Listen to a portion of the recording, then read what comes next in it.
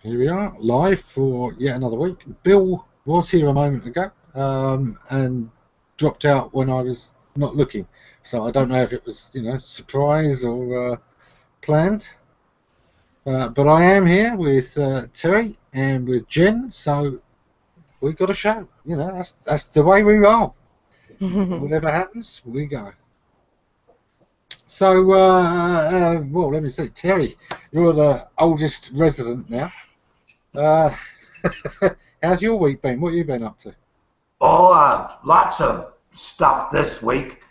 Learned a little bit about Unix server, how it handles redirects and 404s. I didn't think it was possible to get a SOC 404 on Unix, and it is possible. Yeah.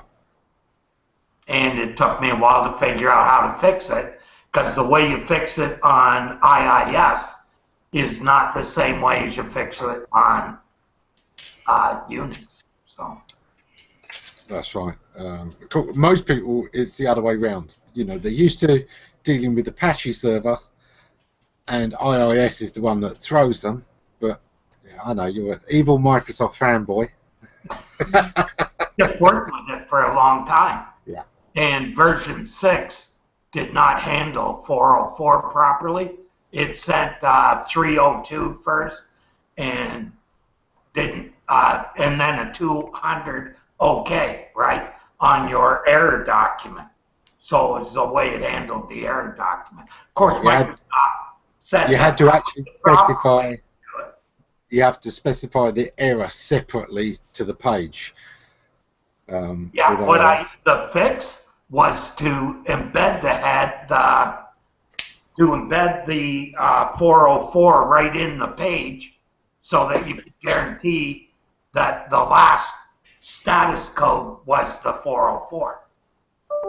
And because IIS keeps the connection open, it can send that 404, whereas Unix doesn't. So that's the big difference. No, Unix is more get in, get out, get it done. But it's not. It's actually a pretty simple fix to get it to go right in the first place. Unix, Apache in particular, it's a very good system. There's a reason it's so popular, and it's not just that it's free, although that certainly does help. Yeah, as long as you don't try and run it on Windows. I tested it. It does not work very well. It depends on the machine, but yeah. So heavy on memory leakage, because Windows doesn't always close handles properly. Yes, That's exactly. a problem for Apache. That's a problem for everybody running anything on Windows. Yeah, pretty much so. Kind of starts, you have a lot of resources just doing nothing, maintaining handles that are open. Yeah. Well, I will put the live link out there for people to join us. But meantime, Jen, what have you been up to this week? Yesterday was catching up again because I was at SMX Advanced last week. So this week has been so far all about catch up and, of course, all the keyword planner news that's been going on. Been following that as well. Yeah, been following that. And Bill came back. Yes. He's in his dark glasses this week because it's too cold for the rest of us. He claims it's something to do with the optician, but we know patently that it's just that Bill is too cold.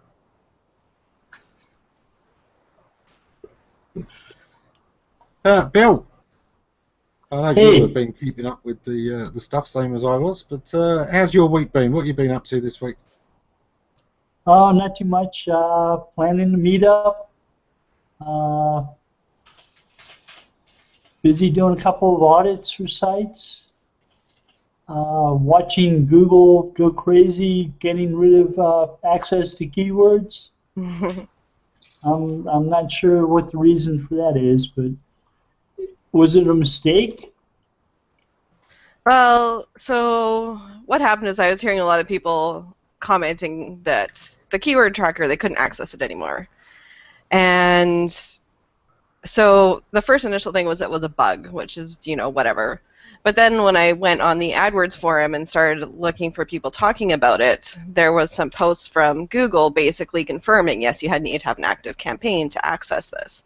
And that there was also a separate bug that some people who did have access still weren't able to get the access because they were getting that error page as well. So it seemed there were two different things going on.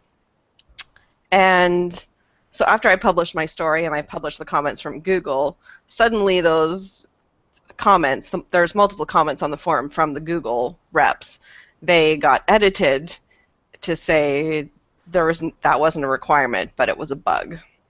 So there you go.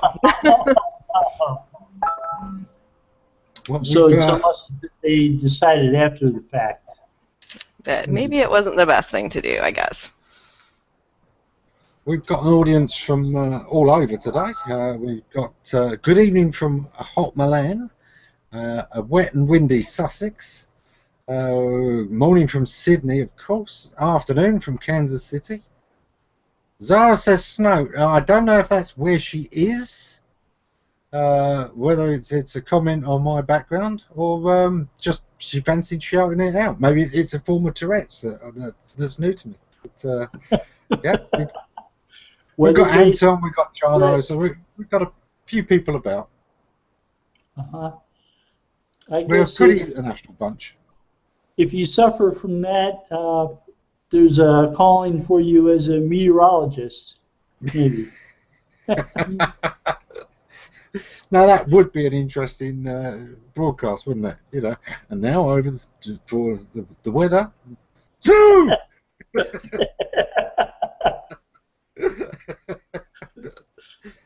So, it would be. David's got the perfect question. He asked if I'm for Brexit and move to Canada. Everybody wants to move to Canada. Whenever there's anything that happens in some country that people don't like, it's everyone wants to come to Canada.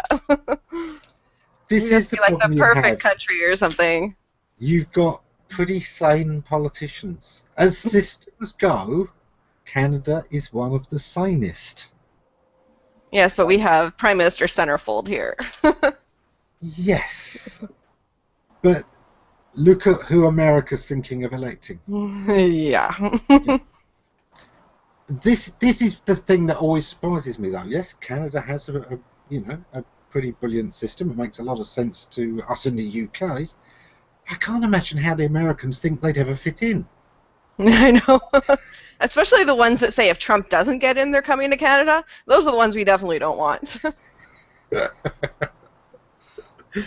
It's better put that fence up real quick. I know, yeah. If Trump gets in, don't worry, we'll be building it ourselves. It's amazing how much this global trend has been rolling. One thing, Brexit is, of course, a lot of people have been talking about immigration, even though, according to all the studies done so far, it wasn't a major factor for the voters. Well, it was. I mean, it was still 20% of people thought that immigration was one of the major issues to vote on. But not all of those voted to leave. Some of those voted to stay because, do you know what? Some of those sort of stuffy bigots are also interested in money. And if you were interested in money, you voted to stay. So it's certainly an interesting question, but it's very much a minority. The thing that's alarmed me is that it really has been this sign of global rise in fascism, in intolerance, in xenophobia and racism. Everyone seems to be looking for an enemy right now. Whether they're blaming Mexico, whether they're blaming immigrants of some other kind, it just does seem that globally there is this really increase in this sort of xenophobic in-grouping.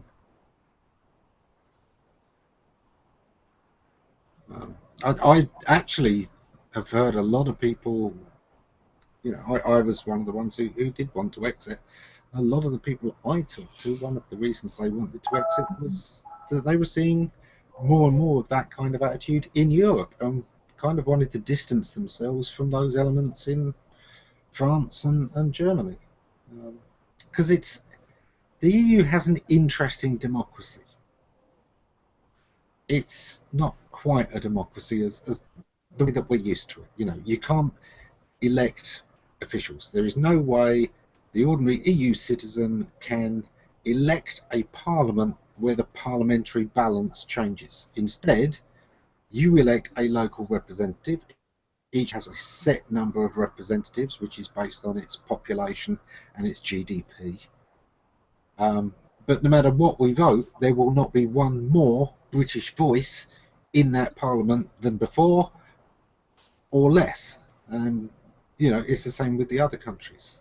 The countries that are both large and have GDP have the biggest representation, which is why Germany and France both do very, very well at being heard. Countries with smaller populations get, you know, a lot less seats, and countries with poor GDPs get less votes, which may be why, you know, some of the countries feel marginalised. But you know what I mean? That's not quite democracy as we understand it, is it? Yeah. It's more of a republic.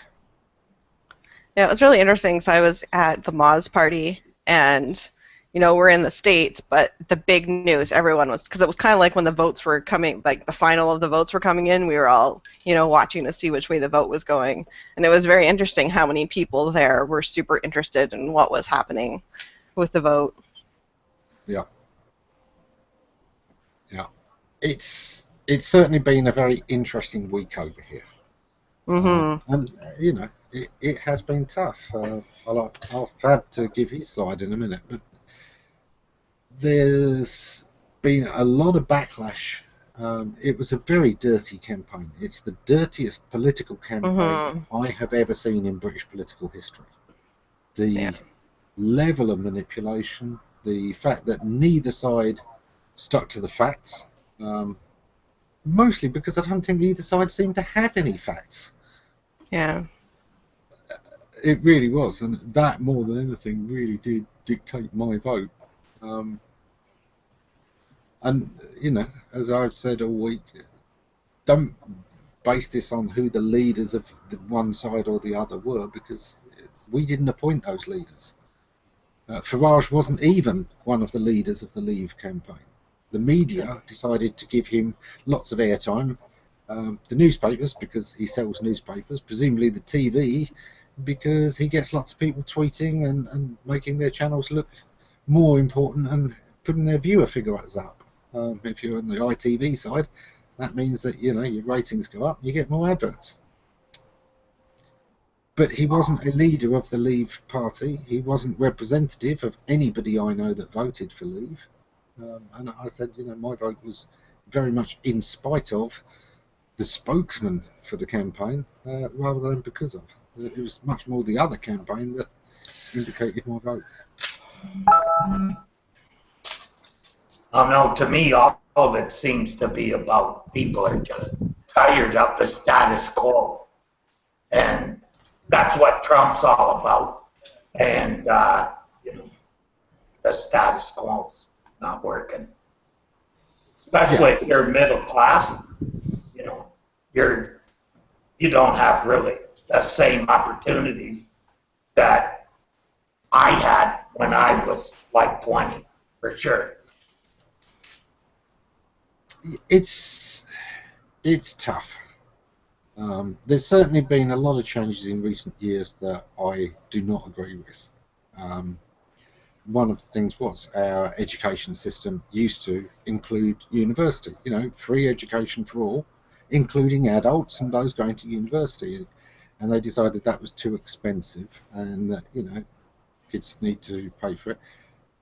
Now, this isn't a EU issue, because many EU countries still have free education at university level, and Scotland still has it. However, the EU is certainly not something that prevents this happening.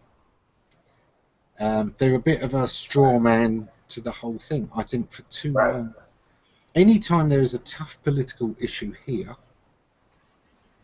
either our politicians will quickly point at something Europe's doing and miscategorise it to deflect the conversation. Oh look, the EU wants us to all have straight bananas. Or there will be an actual EU issue that is dominating the topic of discussion and other issues are not getting discussed. This has certainly happened. I mean, there's this thing called the Commonwealth, which a lot of British people believe is quite important. Not because it's the vestiges of empire or anything like that, but because we made a promise to certain countries that we were going to stand by them and provide this thing called a Commonwealth, and we were going to work together and collaborate. Much of what the EU was based on. And I feel that we've been ignoring the Commonwealth for years because the EU takes all the attention, and people think that as long as they're worrying about the EU, then that's all they need to worry about on the global stage, and of course, not at all true. Fab, how's things been in London? How's things from your perspective? Italian in London. London has been busy, confused, and a lot has happened. I think it was quite unexpected here. Like that was the general feeling, but then at the same time happened. So probably now the thing is that there was a lot of confusion in the media before, and like education to this kind of choice that was probably quite important. And also now after, like, yeah, we still don't know what's gonna happen. So it's not that like it's pretty early to do any kind of thing. Yeah. That element is, you know, what I said about the disinformation coming from all sides on this, because in the run-up to it, the Remain campaign kept saying, oh, it's only racists that support exit, or it's only complete idiots. And of course that meant that a lot of people who believed that side of the argument obviously thought they were in a majority, because there can't be that many racists and idiots. And it's led to people now thinking that there are a lot more racists in this country than there are, because, oh, well, you know, we were told they were the only ones who could vote for this, and it turned out to be a majority, so now it must be a majority of racists in this country, which is patent nonsense. And they haven't worked out yet. No, what this is telling you is you were lied to during the campaign. The media decided who was going to be the spokesman it put front and centre in front of us. And believe me, Farage was nobody's choice. I know why they included him. It's because he was the first one to suggest a referendum. To come out of Europe. Yeah. And Cameron to stop people leaving to join Farage in the general election promised there would be a referendum. Ammon, can I ask a question? Go on. Now, you are you a bit surprised? I don't know, because I'm not in London. I think the other gentleman who is in a town and living in London is this bringing out from the woodworks pent-up emotions that everybody's kind of surprised about, or were they always present in the air? A little bit of both. For me, the result was no surprise. I'm a Leave voter. Most of the people I know personally were Leave voters, and mostly for the same reasons. There are issues here which need to be addressed, and one of them is the European Courts of Justice, not the Human Rights Court, but the European Courts of Justice, where any decision in a UK court can be appealed at the European level. It's very rare that Europe will actually overrule it, but it means a crime committed in the UK, put through the UK courts, decided by a UK judge, can be overruled by a court that's not here. And that was the #1 issue, according to the polls, in why people voted to leave. We want sovereignty of our own laws. But you know what? I think that's absolutely right. There is no reason that a European court should be able to overrule a UK court about a UK crime on UK soil.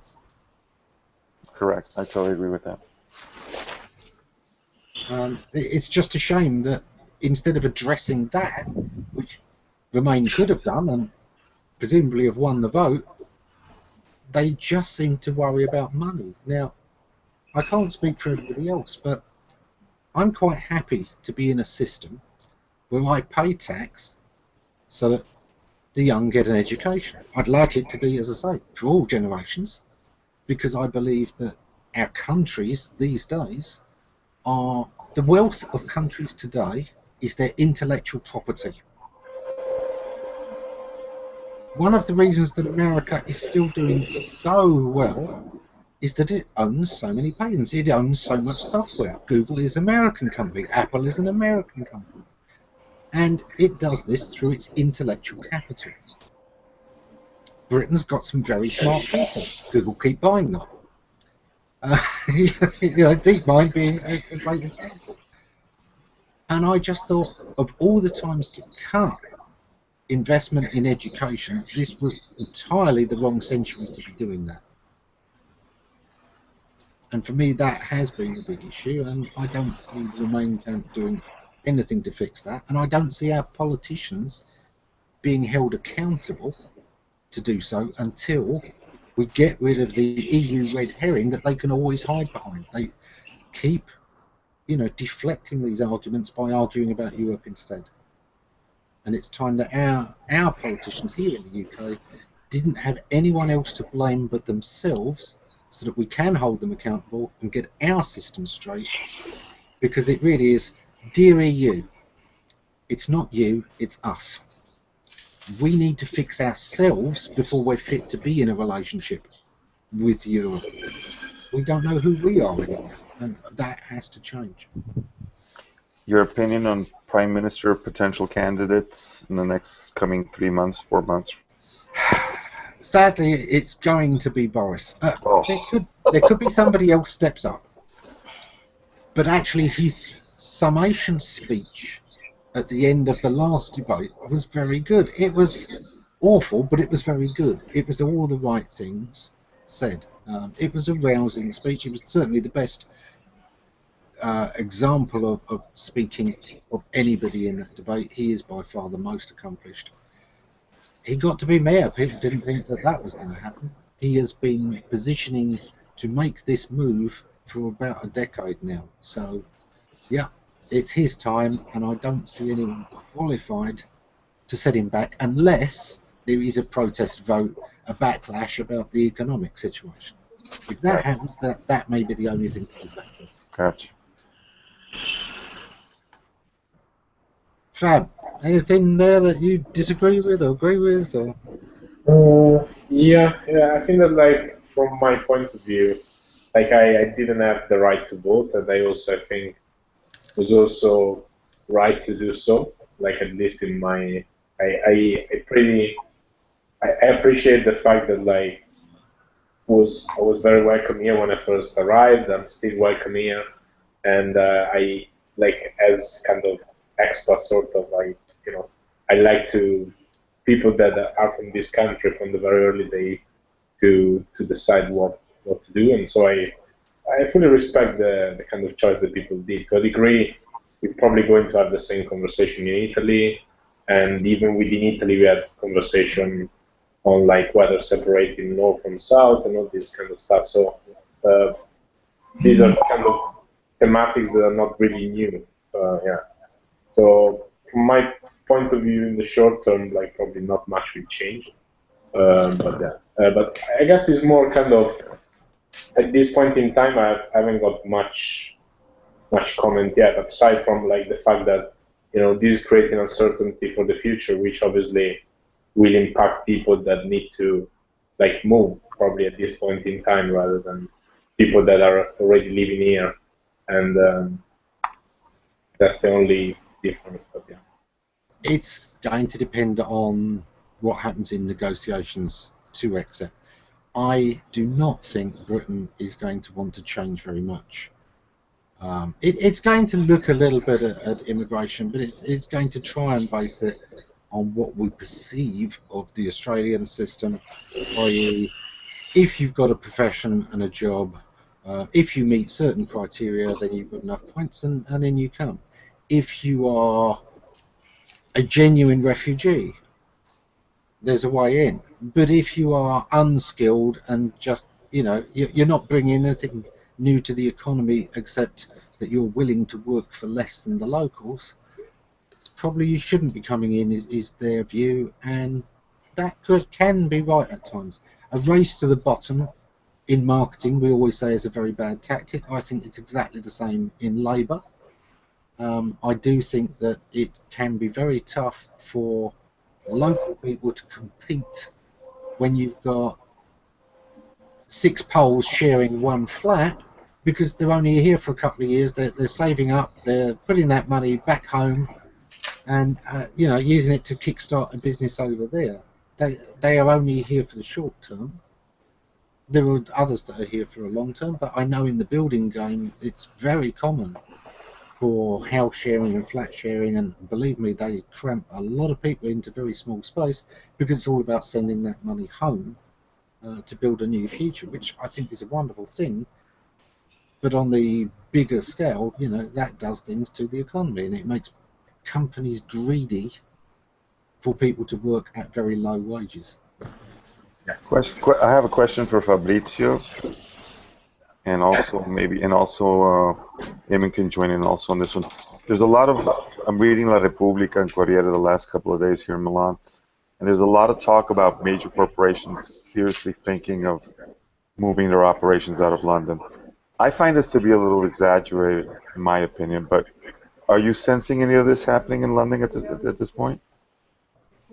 I don't think it's any out time to make any decision. I don't think anyone did any decision. I don't know. I cannot really comment for companies, but I think it's probably too early to. It depends what is their stake as well in terms of services that they are providing, impact of actual staff and human resources that they have from other countries, and it's another one of those miscategorizations. There are a lot of companies who had an England office, which was of course their Europe office. Now if you look at the actual claims from the companies here, they are looking at the fact that they may now need a different office to be their EU office. They're not talking about pulling out of the EU, of the UK altogether. They're simply pointing out, we've got staff whose job it is to liaise with all of Europe, with the EU. If they can't do that in the UK, they're going to have to move. Which is so logical and so obvious that it shouldn't even be an issue. It's not that companies are pulling out, it's simply that certain jobs are going to move. and also That happened here too, when Quebec decided that business had to be carried on in French, Quebec French. A lot of companies came to Toronto as a result, and especially American companies couldn't do business there because they would have their executives that were working in Canada would have to speak French. Yeah, and to an extent there's been similar things. I know people who have moved around America because different states changed their laws on, state taxes. I know our good old friend Carlos moved to Texas because no state taxes there. It was much more economically sensible for his business in the long term to move it. Even though he loved where he'd been living. To the companies moving, Canada, when they took NAFTA, it only seems to affect certain industries. If I go back to my hometown, which is automotive, I can literally show you industrial parks that are all empty. Yeah. That certainly is an issue. What's going to happen with some companies where they had major manufacturing plants over here, that can change things. So there could be a shake-up around Reading and Oxford, where we've got quite a lot. We've got we've got a sort of very high-tech area there that exports all over the world, but particularly Europe. Some of those may now need 2 offices or 3 offices and have to move some of those staff. Yeah, it's also that the unions here had them paying so much money. You know, it looks real inviting to go to Mexico. You can deal with the bad PR and whatnot. It's certainly, it's that old Chinese curse, may we live in interesting times. We certainly all are. It's going to be interesting watching how this works out for the rest of the world. Because apologetic as the British may like to be about it, you know, this has affected a lot of other people's budgets. South Korea today have, you know, announced how much money they have set aside. And it may not seem, oh, hang on, how's South Korea affected by a British leaving the EU? Well, it affects their car industry. Because so much of that is exports to the EU and the UK, and you know, some of them have manufacturing plants here or distribution centres here, so it still does affect them. And of course, the global currency change, as you know, I mean, the dollar's price has been affected. I'm sure the Canadian dollar fluctuated somewhat. I think less than some economies. It's paid directly to oil and the US dollar, basically. Oh, well, if it's on the US dollar, then yeah, you're screwed. Or to oil now, actually. I watch it daily, so. It is one of those things, you know, look, quick tip to anybody in the US, you know that for a while the American dollar price is going to drop with uncertainty as it becomes more and more likely that Trump is going to get in and people are going to react to that in the short term. It's usually knee-jerk stuff. It's not like America's going to become any less productive. It's not like the people of America have suddenly changed. It's not like somebody has carved off a couple of states and America's smaller than it used to be. There's no reason that it should affect the value, but it's going to. Think about, you know, what happens when the currency drops and what you want to do with your savings, and you could actually make some money when it drops and when it comes back up again. I have a very strange feeling that also this whole Brexit has given a lot of fuel to Trump. Yeah. A lot of fuel. And we're in for a big surprise in November. Which is odd, really, because it's kind of the opposite issue. I mean, here it was the money-minded people, as I say, you know, the ones who were worried about taxes and good money, that lost. It was our Conservatives that lost this election. It was primarily, as I say, done on British sovereignty of law, and the people who were most prepared to vote for that were the ones who are most prepared to lose money to stand up for what they believe in. The people who are generally socialists, the ones who support communism, you know, where we should all pay to make a better world, which is kind of the opposite end of the spectrum to Trump.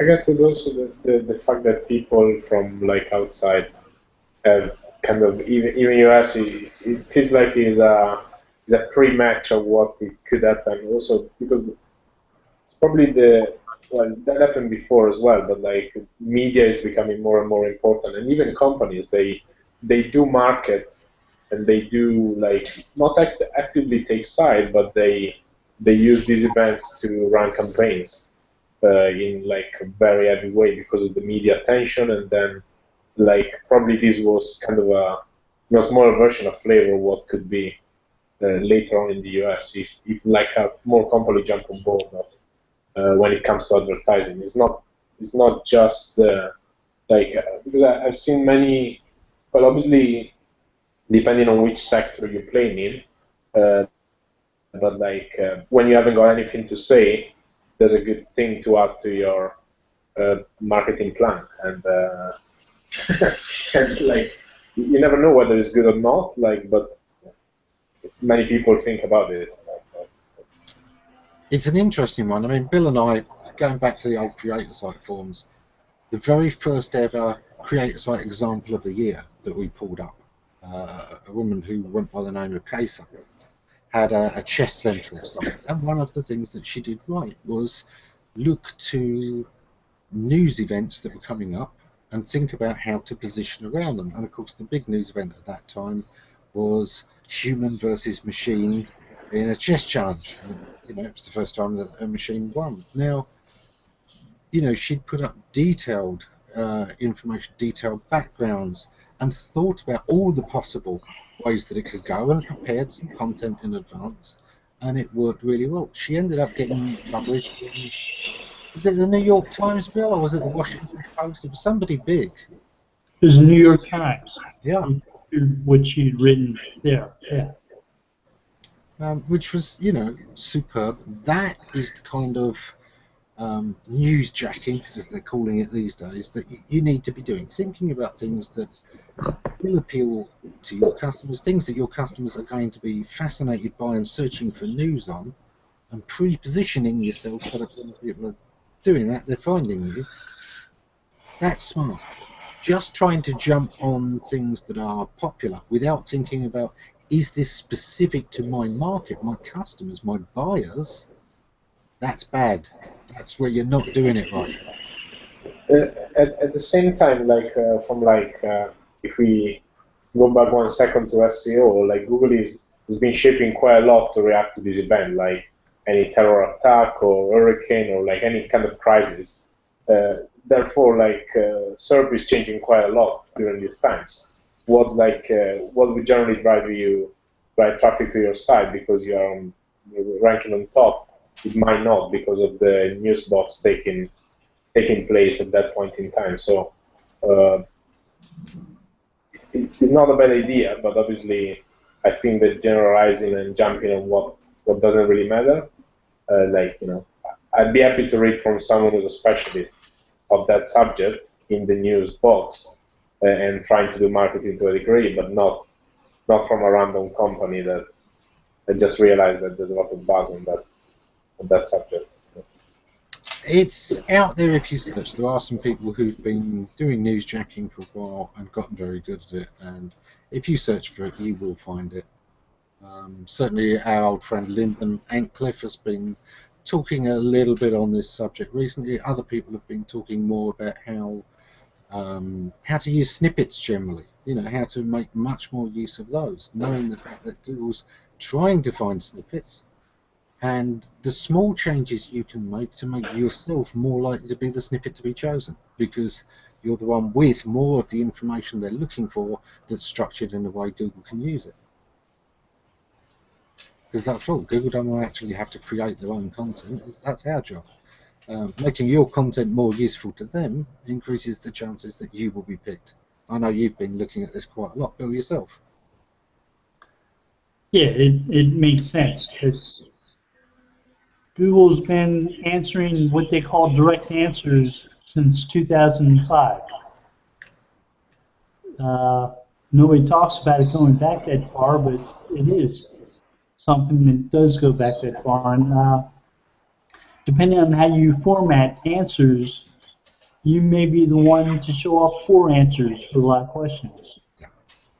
The automation, though, has only been the last few years. Back in those early days, John Mueller had to type them all out himself. Live, when you were searching. It's... Go on, Nazim. I'm going to say goodnight to everybody. I wish I could stay. Thanks for the invite. Great joining in on the conversation. Take care, everybody. Take care, Nazim. Bye.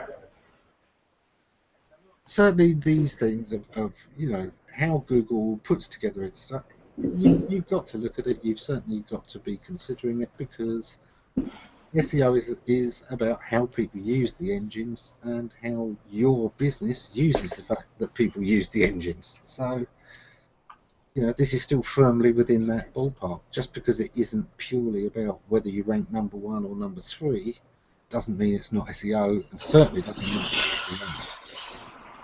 Like, one question I have on this subject. I think that especially now that Google is pulling content into cards when you go on Google now, I've seen like more people like there's a little bit more blend between traditional search, and imagine you have a blog.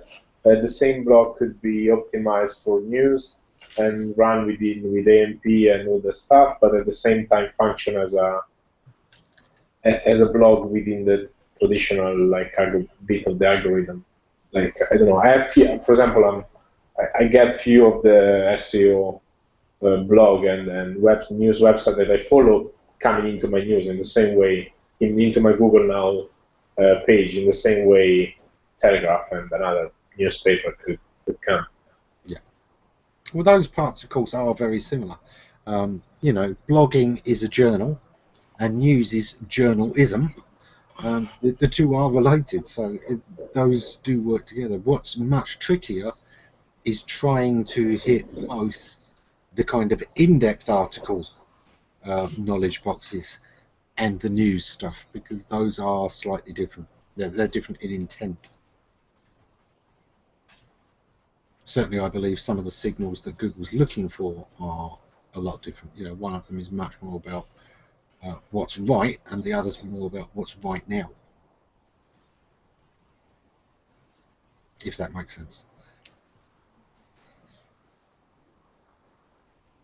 In-depth articles, one of the things that they supposedly look for is whether or not it has an evergreen quantity to it, whereas a news article is much more often about freshness. I must admit, I'm one of those people. I'm old. I was always taught that when you commit something to writing, expect it to come back. You know, you've put this into writing, it lasts. So as soon as I'm writing something, I am bearing in mind, you know, a copy of this can be around forever. So I try to write stuff that can stand the test of time. It may not be intended to, but the potential for it to be evergreen is certainly considered. And I think that stood me in good stead. I think there's an element of people younger than myself who don't regard writing the same way. And it does seem to be a bit of an age divide. Anyone else notice that? When I write something about a patent, the patent's not going to change. And it captures, at least at one point in time, what Google may have felt about a particular problem that a patent was supposed to address. So it captures a lot of history of the set of circumstances and how they've responded to it.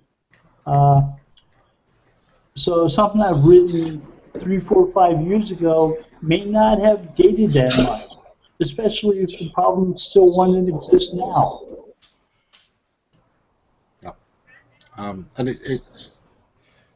I remember for one of our Google Q&As, we'd been talking about patents, and they were saying, you know, oh, well, people do take the patents out of context. You know, these are not a history of where we've been. And I said, well, no. If you were looking for a map of Google's direction, then patents are not great for that. But they do make a good scrapbook.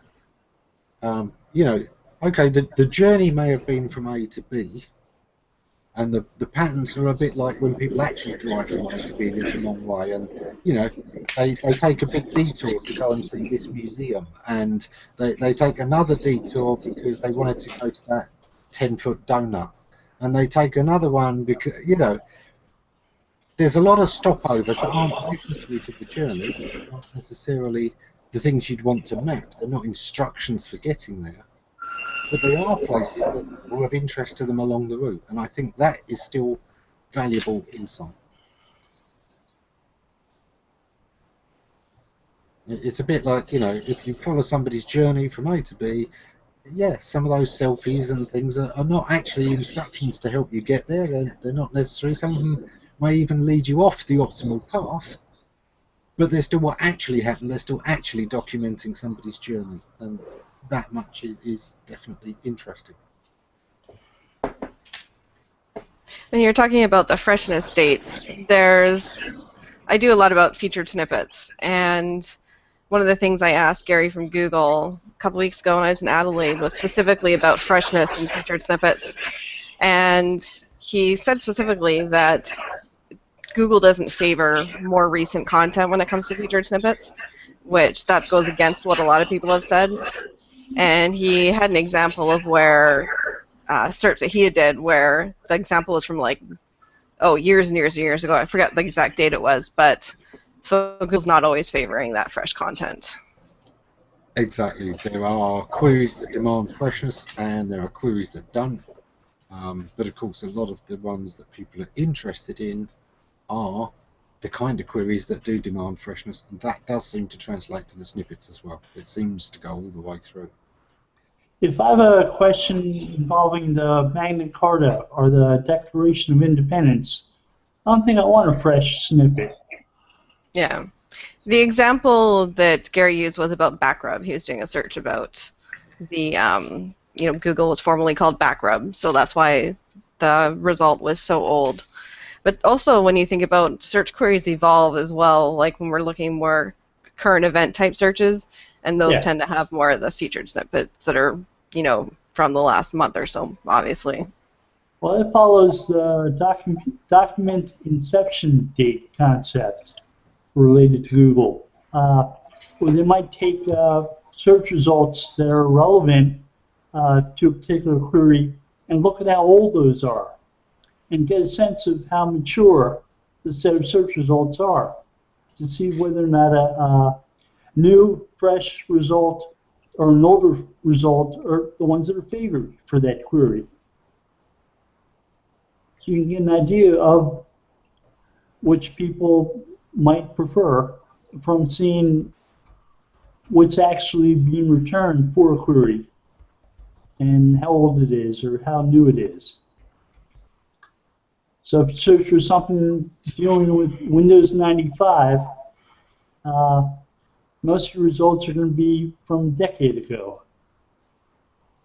The other thing I also asked Gary, I need to go back and get exactly what he said, but about the trend where people are, they publish something 5 years ago, they don't change it, and then they put a new date on it, or they change something very slightly and put a new date on it.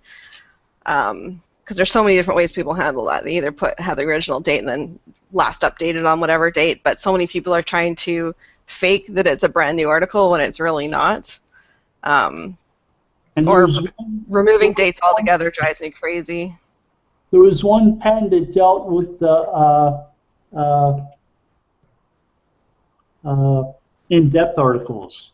It talked about evergreen. It said the way we decide what something is, whether or not something's evergreen is if it still gets links to it. Yeah. If people keep on linking to something, it's got some value, even though it may be older. Yeah. And that's one of the things I use as a litmus test. If you're still citing your own articles as well, not because you've got it in your schedule to promote so many old articles, but because it's still relevant to discussions today, then that's evergreen content. And there are still forum discussions at Creator Site that I will point people to occasionally because they are still relevant today, even though they happened in 2004, 2005. Right. I'm about ready to write a blog post dealing with web spam and how Google may be manipulating results based upon how spammy the tactics are that broad page is about in local search. And Google did something like this in normal search about 5 years ago. Yeah. So if I cite that blog post dealing with something they called transitory rank, where they might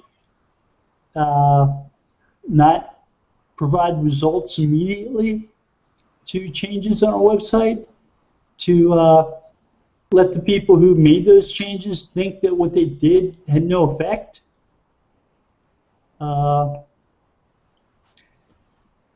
If they start doing something like that with local search, it's interesting because the old post I wrote 5 years ago does become very relevant.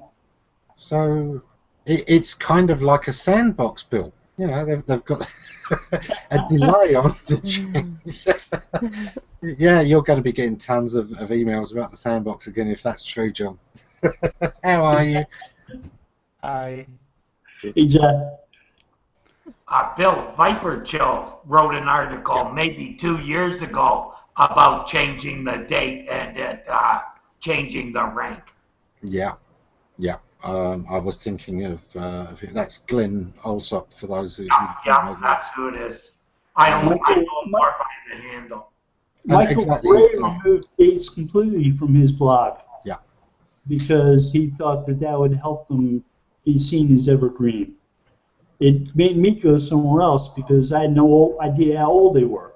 Yeah, And that drives me nuts. I hate if I have an option, I will never reference blog post or anything I write if there's no date on it, because without a date you have no idea how frequent it was. Was it something written 5 years ago? Was it written last week? And if there's nothing obvious in it that you can tell, like, I don't want to send people to outdated information, even if like I skim it and it looks good, because sure enough, if it's not, someone will be like, Jen, you realized that 6 years ago and there's lots more updated stuff since then, and be like, well.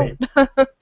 You've got to watch this back on YouTube later, Jen, because for a moment there, everyone nodded so hard, it looked like that scene from Wayne's World in the car.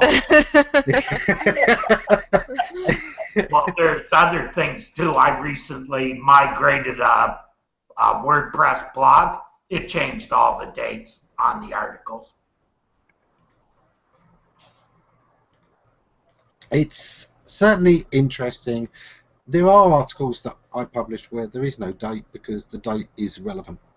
This is long-term thinking. It's something that I put together, you know, with 5-10 years of experience. I couldn't really put an accurate date on it anyway because it does span time, and those ones, I might have a published date, but it's actually irrelevant to the content. It is designed to be evergreen in the first place, but not by the idea of just when it's published, or I won't put a date on it and everyone will think it's evergreen. It is simply that, you know, this is a distillation of years of my experience, and even that is based on stuff that I learned that may have been written in books in the 50s.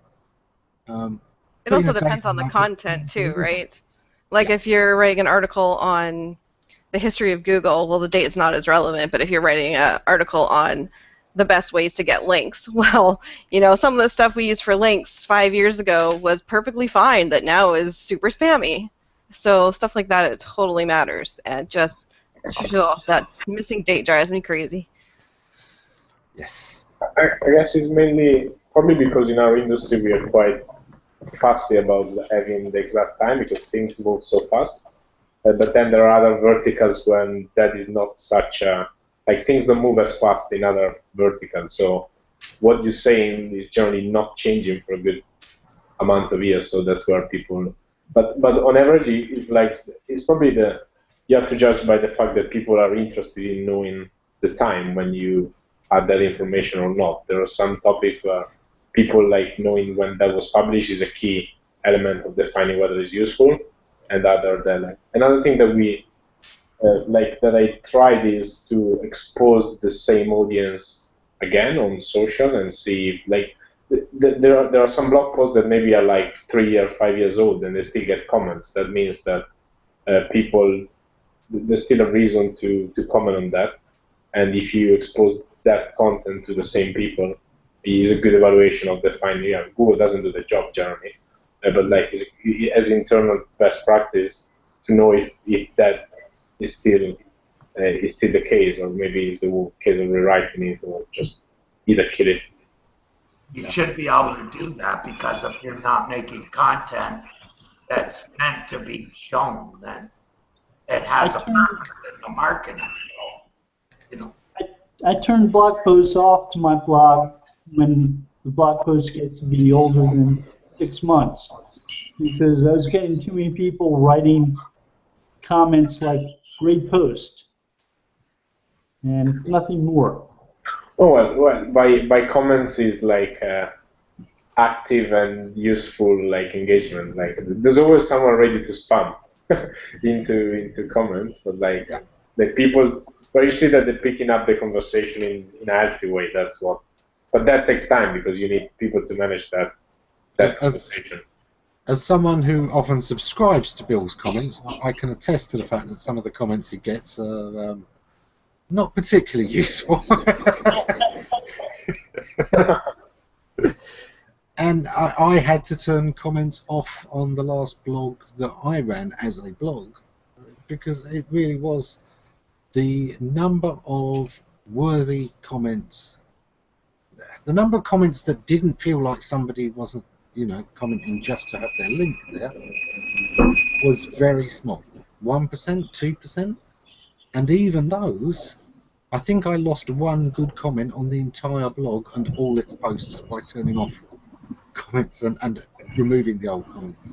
Literally one comment actually added anything to the discussion, which is very sad. So you didn't comment on people's comments? Or does that include your comments on their comments? Including my comments on their comments, because sometimes my comment on their comment was to say how uncomment worthy their comment was. I have a question for everyone. Like, because you all experienced the time when forums were active, engaging, and like a good place to have conversation. Do you think that you can bring the same level of community as much as we had in the old forums into a well-curated written blog where engagement is moderated and so on, or like it's difficult to have the same spirit in a blog format plus comments? I think it's a lot more difficult. Like if I read an article, and even if I think it's the most fabulous article in the world and there's comments enabled, the odds of me actually going back and rereading those comments to see new ones is practically nil. At least like when it's on a forum, you tend to go regularly and kind of see what's new, see what people have posted that's interesting, see the forum posts that have been flagged as like the top of the day or whatever, or the most interesting ones of the week. And you can't really do that on, well, depending on if you're thinking of like a Q&A site like Stack Overflow, that's kind of different. But if you're talking about someone's just blog post where they have comments, definitely not so much. Yeah, I'm just going to bring this one up from Aidan, who blames the social media and IT people, which, we've done this ourselves. We certainly do think that there are some misguided people in those fields. Every client who has a friend in social IT seems to think that fresh content is a requirement. And I am seeing this an awful lot, and it worries me because for me, if fresh content is such a big factor to your SEO, it probably means you're not doing SEO very well at all, that the only signal you've got going for you is freshness.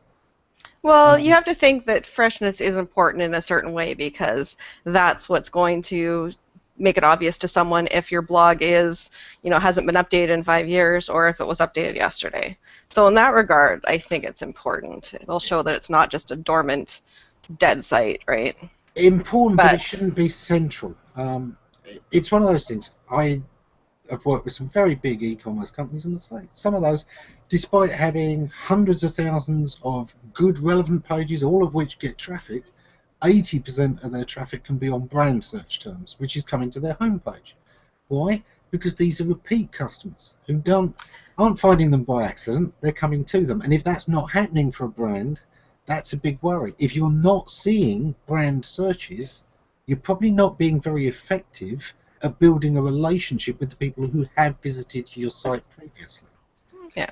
Now, similarly, if your fresh content isn't getting links months later, it probably wasn't very good fresh content, and it was a waste. Yeah, it can get a freshness boost now, and you can play to the freshness boost. But if that's not building up over time, so that each new fresh thing is getting its fresh traffic, and then building in consistent traffic over time, I think that's a wasted opportunity. I think that was an investment in something that didn't accumulate in value, but rather only had a fixed value in the first place, which is, to my mind, suboptimal. Yeah. I guess that like what I've seen is like most of the company where there's like a quite of a separation between, let's say, the social team and then the team doing SEO or doing content.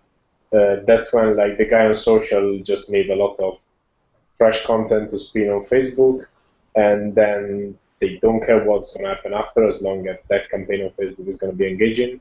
And then the other guy just makes content for the sake of ranking, which obviously, you know, it doesn't hurt. But then the point there is like when you don't combine the two, and you may end up with a lot of content that when you finish to push it on like social media, is not answering anyhow any intent of people that should digest that content, and therefore it's not going to rank. And if you're spending time making that content, it doesn't make any sense, because you're paying a writer anyway to produce that article, and like producing it with the intent of chucking it away after a few weeks of campaign, like it feels like is a bit of a waste. And like, but obviously when you have no way to interconnect the two, you could make some content that like works on social but does rank as well. Like if that is really helping your customer, if it's useful, I don't see why it shouldn't. Like not everything, but like part of it that could be something shared between the people working on those channels.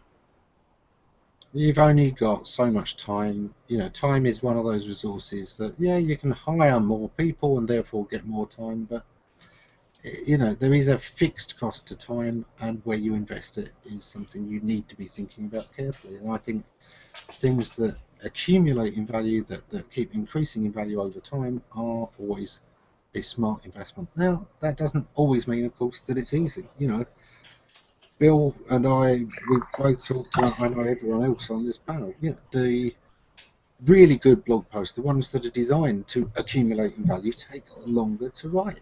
They do. They take a lot longer. I could probably churn out a dozen very quick, newsy type things in the time that I can write one reasonable article. Never mind great, reasonable article.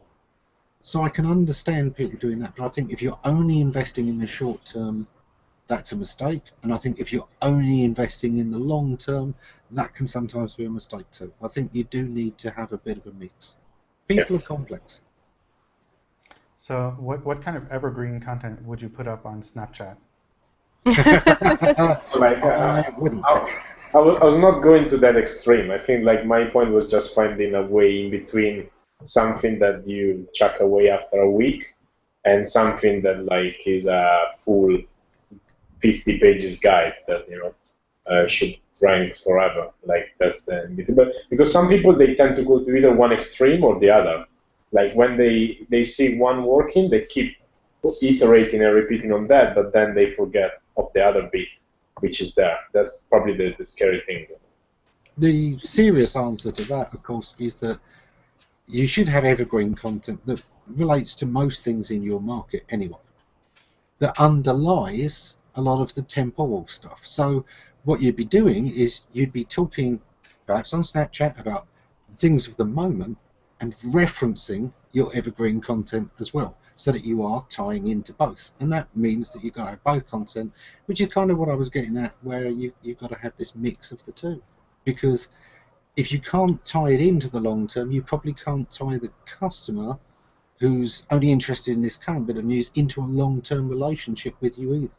You've got to show them the long-term value, the value in following you, the value in hearing more from you. Not just about this, but look, over time, I'm relevant, I can help you. Yeah, it's got to add value to the site. Content for content's sake has never worked. So number one thing is, where is the value at for the user and for the site? That's only going to keep going, like you said, because there's value there beyond the current. What we do is we share other stuff that we find day to day. And that's how we do. You don't always have to make it. Sharing good stuff is just as much a talent as writing it. In fact, it could be better. Yeah. As I say, you know, people are complex. I love psychology. I know everyone of you knows this already, but it's one of the fascinating things that when you're looking at, they sometimes talk about the 6 needs two of those needs are in direct conflict with each other. We have a need for certainty, and we have a need for uncertainty. We need a certain amount of uncertainty in our life, because without it, there's no aspiration, there's no ambition. If you know everything that's going to happen, then it stays the same. You know, that certainty is there. It's a ceiling. We need that element of uncertainty. Now that can get. Are you certain about that? Unfortunately, that bit I'm certain about. How much of it we need, that's where the uncertainty comes in. But of course, it's why people, you know, then take up gambling. And why gambling is so addictive for some people as well. We do have this need for a certain amount of uncertainty. When everything is too predictable, life becomes very, very tedious. I'm presuming most of you probably are aware of the, you know, the myth behind Pandora's box, and the idea, you know, of the Titans getting bored because life was everlasting back then. When you live forever, life gets pretty dull. Nothing changed, and so Pandora's box was given to the world, and yeah, you know, out of it came disease and misery and all kinds of uncertainty. But man, it livened them up again. It made them appreciate life. My father was always interested on these kind of things, and he always said, actually, you know, people talk about the four horsemen, but if you think of it, the first three were the bad guys. The fourth was there to save you from the other three. You know, famine, disease, pestilence, war. If you couldn't die of these things, then, you know, that would be pretty damn horrendous. Death is a sweet release. And there is a point at which you say, okay, yeah, certainties are there, and certainties help give us timelines, and uncertainties are there, and they help us give us the energy to do things with those timelines. I keep trying to relate this to SEO. Psychology always relates to SEO. Always. I know it's not working. It's not working so well for people trying to get John to admit the penguin date, though. But are you certain it will be a penguin? Maybe this one's going to be a puffin.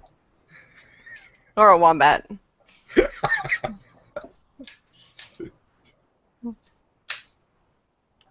Penguin is kind of the one that's mostly baked in and rolling, isn't it? Though it's Panda that's more the one that's still more iterative. I believed Penguin was kind of, it's in there. It gets tweaked, but I thought that was rolling now.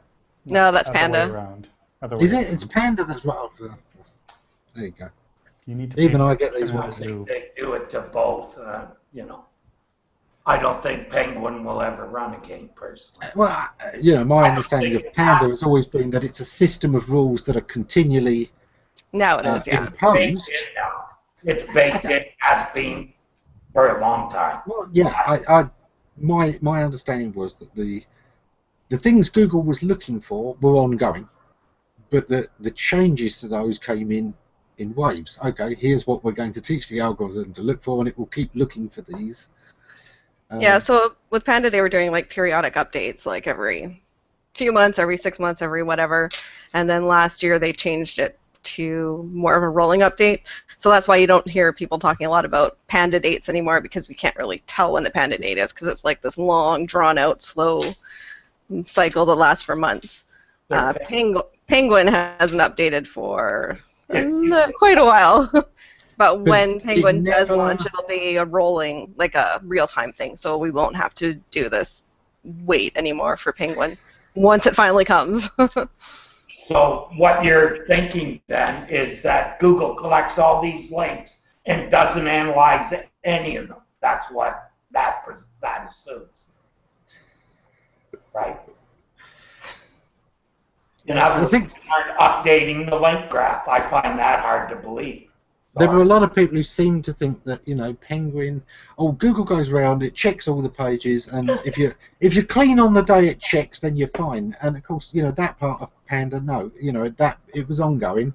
The last set of rules, if you broke them even after it had run, it was still going to hit you because it was in the algorithm. At least that's how I've seen it for the last well, yeah, a couple of years, I think.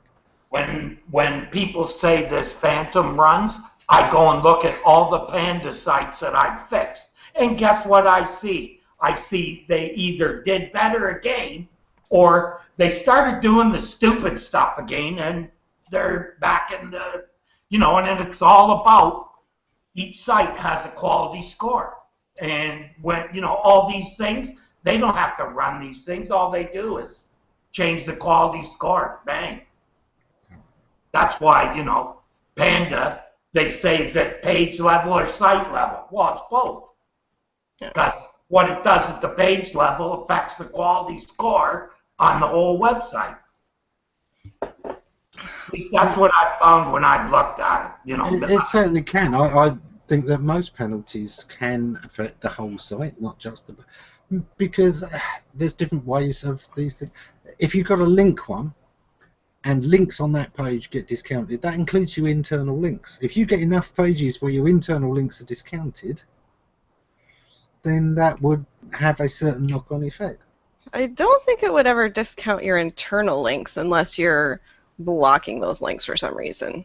But I can't see where, just if you have bad links on your site, going out to, site Y that's buying links, I don't think that would still affect your own links within your own internal links within your site unless you're doing something dumb. Oh no, when I looked at some Panda stuff, I felt like the crawler just stopped processing stuff on that page, like didn't follow any of the links. That's how it seemed to me. Because if it was an index page that was affected by Panda, you found that everything that it linked to didn't do anything either, even if it had in the past. I just noticed that we're kind of 15 minutes over almost. Whoops. Well, it happens. Right, very quick roundup. Bill, what are you up to next week? I'm hoping my eyes start seeing again so I can start working on the audits I have due for this week. Yeah, otherwise they are going to be quite tricky. Well, your site feels pretty good. Very smooth. We'll see. Terry? How's your week looking? Just continuing the same old, same old. Cool. Okay. Jen? I'm working on a new section for the SEM post, which I'm hoping to get done this week, but we'll see. Cool. Okay. Fab, what are you up to this coming week? Some experiments. See what happens. Shh, don't tell John. Exactly. But like testing what could happen out there. Yeah. Yeah. Which, is part of every SEO's job. And yeah, I tease, but Google like our experiments as much as we do because we often think to test things they haven't.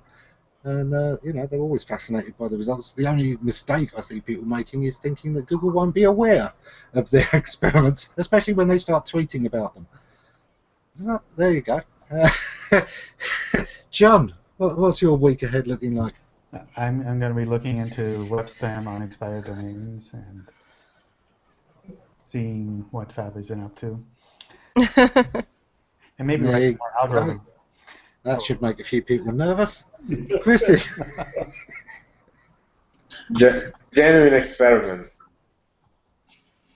I'm diving into Git. Cool. Excellent. And I have to mention we have a Bing Q&A coming up this week. You may not have heard of them, John, but there's this other search engine called Bing. And we're actually talking about a very interesting issue. We're talking about voice search, and I think it will be more than just Bing, but it'll be interesting to hear Bing's take on this. And I think it's a particularly good one to be talking with a Microsoft search engine about, because I think they've done a lot with different ways of interacting with the device. Obviously, the Kinect was huge for a lot of people, isn't that it was one of the very first devices where you really could reliably speak to it, instructed by voice, instructed by gesture, and so I'm looking forward to that one. She's really good. It's definitely going to be fun. Cool. That's it for this week. We will see you again next time, and thanks from all of us.